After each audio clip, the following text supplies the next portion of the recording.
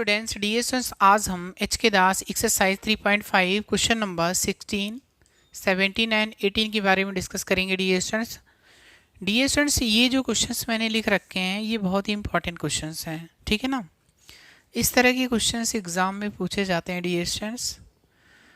तो dear students, question number 16 and 18 जो हैं ये सेम टाइप के क्वेश्चंस हैं, ठीक है। देखिएगा ध्यान से, मैं एक एक क्वेश्चंस मैं आपको बता रहा हूँ। यहाँ पे देखिए हमारे पास में क्वेश्चन नंबर 6 में लिखा क्या है, find the value of alpha so that e square is an integrating factor of differential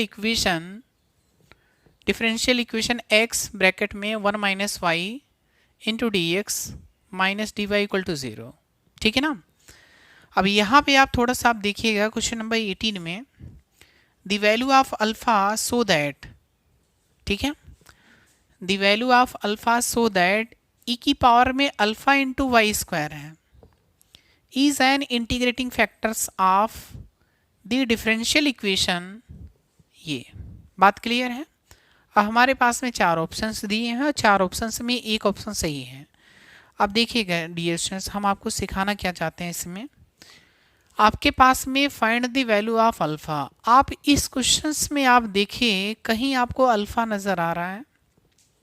alpha तो नज़र नहीं आ रहा है, तो इसका मतलब क्वेश्चंस में एरर है, ठीक है ना। एरर क्या है देखिएगा ध्यान से। यहाँ देखिए आपके पास में ई की पावर में अल्फा इंटू वाई स्क्वायर है, same to same dear students यहाँ भी आपको ऐसे के ऐसे ही बनाना है। कैसे? ई की पावर में लिखूंगा डियर स्टूडेंट, देखिएगा ई की पावर में अल्फा इंटू एक्स स्क्वायर, ठीक है ना। ई की पावर में अल्फा इंटू वाई स्क्वायर, यहाँ लिखना है आपको ई की पावर में अल्फा इंटू एक्स स्क्वायर, क्योंकि देखिए थोड़ा सा मिसप्रिंट हुआ है, ठीक है ना। आप बुक में देखेंगे तो ई स्क्वायर ओनली लिखा है, ठीक है ना।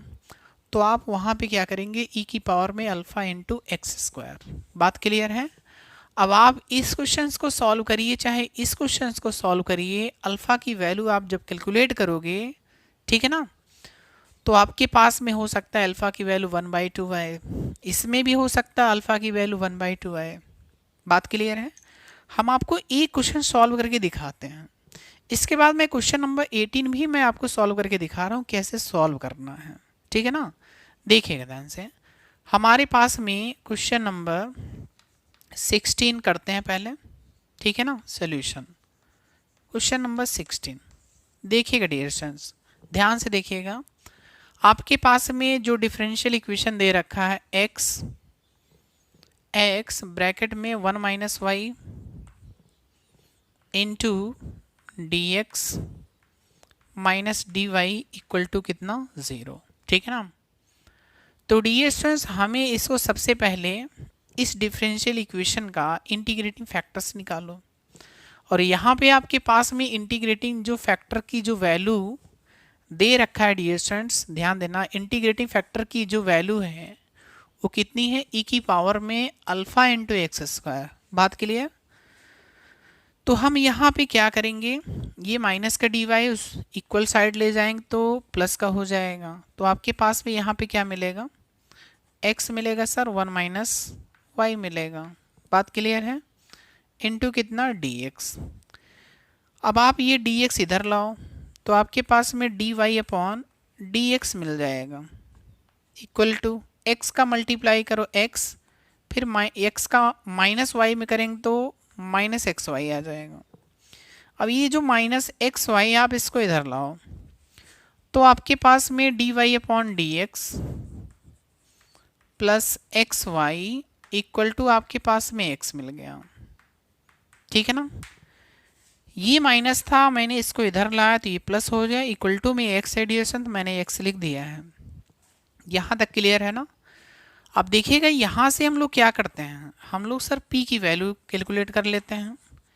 p की वैल्यू कितनी होगी, x होगी, एंड q की वैल्यू भी कितनी होगी, x होगी, ठीक है।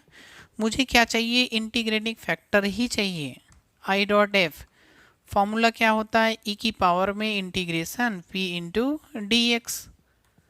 तो आपके पास में इंटीग्रेटिंग फैक्टर्स की वैल्यू यहाँ पे आप देखिए कितना है, यहाँ रख दीजिए ई की पावर में alpha into x square equal to E की पावर में इंटीग्रेशन पी की वैल्यू कितनी है, पी की वैल्यू एक्स है, तो एक्स इंटू डी एक्स होगा। बात क्लियर है ना।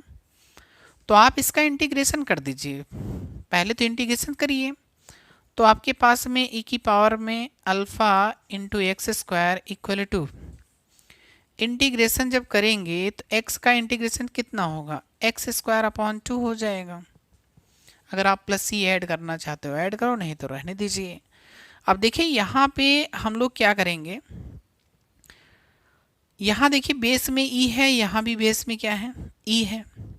तो हम लोग क्या करेंगे, इसके पावर का तुलना करेंगे, यानी पावर ऑफ कंपेयरिंग, ठीक है ना।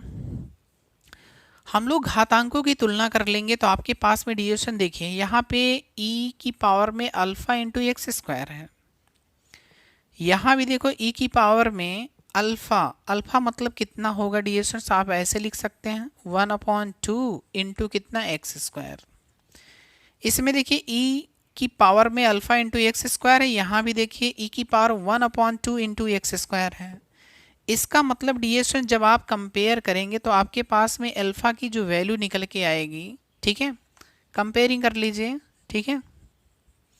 जब आप कंपेयरिंग करेंगे तो आपके पास में अल्फ़ा की वैल्यू यहाँ से कितनी मिलेगी, सर अल्फ़ा की वैल्यू तो 1/2 आ जाएगी। बताइए, ये क्वेश्चन सिंपल है ना।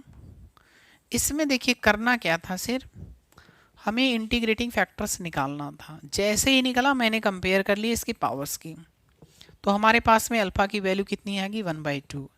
अब देखिए डियर स्टूडेंट्स, हम क्वेश्चन नंबर आपको 18 बताते हैं, इसको आप वीडियो पॉज करके नोट कर लीजिएगा। उसमें भी देखिएगा आपके पास में 1/2 ही आएगा, ठीक है।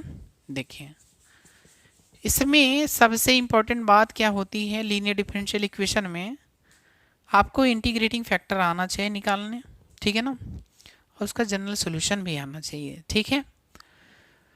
तो यहाँ भी सेम वही कंडीशन है, हम इसका क्या निकाल लें डियर स्टूडेंट्स, हम लोग इसका इंटीग्रेटिंग फैक्टर्स निकालते हैं। ये माइनस का डी एस इक्वल साइड ले जाओ, ठीक है। तो आपके पास में यहाँ पे क्या होगा, इक्वल साइड में ये डी एक्स जाएगा और डी वाई का आप डिवाइड कर लीजिए। तो आपके पास में यहाँ पे क्या मिलेगा, आपके पास में सर मिल जाएगा e की पावर में माइनस वाई स्क्वायर अपॉन 2 और माइनस का एक्स वाई, ठीक है। अब ये जो माइनस एक्स वाई है आप इसको इधर लाओ, d x upon d y equal to, यानी इसको माइनस है इधर लाएंगे तो प्लस हो जाएगा, इक्वल टू आपके पास में e की पावर में माइनस का वाई स्क्वायर अपॉन 2, ठीक है। अब देखिएगा यहाँ पे आपको करना क्या है, देखिए आप कंपेयर करेंगे किससे, d x upon d y plus यहाँ पे पी एक्स होता है। जब आप d x upon d y लिखें तो यहाँ पी इंटू एक्स होगा, d Y upon D x लिखते पी इंटू वाई लिख देते हैं। बात क्लियर है ना, इक्वल टू कितना क्यू। तो आपके पास में यहाँ से p की वैल्यू कितनी आएगी, x को रिमूव करना, p की वैल्यू y मिलेगी। तो हमारे पास में p की वैल्यू y मिल गया, एंड q की वैल्यू तो हमें ज़रूरत नहीं पड़ेगी, अगर आप निकालना चाहते निकाल सकते हैं, ठीक है ना। अब हम इंटीग्रेटिंग फैक्टर्स लिखेंगे, फार्मूला लगाएंगे तो आपके पास में आंसर आ जाएगा। e की पावर में p इंटू कितना होगा, डी वाई होगा। बात क्लियर है। इसकी वैल्यू आप यहाँ पे पुट कर दीजिए, e की पावर में alpha into Y square equal to e की पावर में p integration p into d y, p की वैल्यू कितनी है y इंटू कितना डी वाई। इसका भी अगर आपने इंटीग्रेशन किया तो सेम वही आ जाएगा 1/2 इंटू वाई स्क्वायर। अब यहाँ से अगर आप कैलकुलेट करते हैं इसकी पावर, तो यहाँ से भी आपके पास में अल्फ़ा की वैल्यू कितनी निकल के आएगी 1/2। तो इसका जो ऑप्शन होगा बेटा ये सी होगा, ठीक है। अब देखिए क्वेश्चन तो दोनों सेम थे, बट इसमें आपको d Y upon D x निकालना था, इसमें d x upon d y. अब ये चीज़ें कैसे हो रही हैं, कैसे मैं कैलकुलेट कर रहा हूँ, तो मैंने कई लेक्चर्स आपको लीनियर डिफरेंशियल इक्वेशन का मैंने प्रोवाइड कर रखा है। उन सभी लेक्चर्स को आप अच्छे से देखेंगे तभी ये चीज़ें कर पाओगे, अदरवाइज नहीं कर सकते हो, ठीक है। अब आपके पास में डियर स्टूडेंट्स ये जो क्वेश्चन नंबर 17 है, ठीक है, आप इसको सबसे पहले देखिएगा ध्यान से, मैं आपको बताना क्या चाहता हूँ। अगर आपके पास में कोई भी डिफरेंशियल इक्वेशन दे रखा है लीनियर डिफरेंशियल, क्योंकि d Y upon D x है और यहाँ पे y की डिग्री भी 1 है, तो मैंने आपको क्या सिखा रखा है, d Y upon D x अगर कोफिशिएंट कुछ भी हो आप यहाँ पे 1 बनाओ। इसका मतलब आपको क्या करना पड़ेगा, आपको cot 3x से हर एक टर्म्स में आपको डिवाइड करना पड़ेगा। फिर p की वैल्यू कैलकुलेट करेंगे, q की वैल्यू कैलकुलेट करेंगे, इसके बाद इंटीग्रेटिंग फैक्टर्स निकालेंगे, इसके बाद उसका जनरल सॉल्यूशन निकालेंगे। बट आपको इंटीग्रेशंस आना चाहिए। अगर आपको इंटीग्रेशंस आता है तो इस तरह के क्वेश्चन आप खुद सॉल्व कर सकते हो। अगर ये क्वेश्चन अगर आपको नहीं आता है, मान लीजिए आप सॉल्व नहीं कर पाते हैं, तो प्लीज़ आप हमारे व्हाट्सएप नंबर पे मैसेज करिएगा, ठीक है। इस नंबर पे देख लीजिएगा 8953308740, ठीक है ना।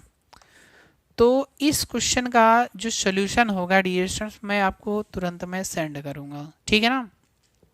और कहीं भी दिक्कत हो तो आप कॉल भी कर सकते हो कि हाँ सर ये क्वेश्चंस कैसे लगेंगे, ठीक है, मैं आपको ज़रूर बताने की कोशिश करूँगा, ठीक है ना। तो डियर स्टूडेंट्स अगर आप हमारे चैनल्स पे नए हैं तो please like subscribe and share ज़रूर करें। तो आज के लेक्चर्स हम यहीं पे फिनिश करेंगे। Thank you very much.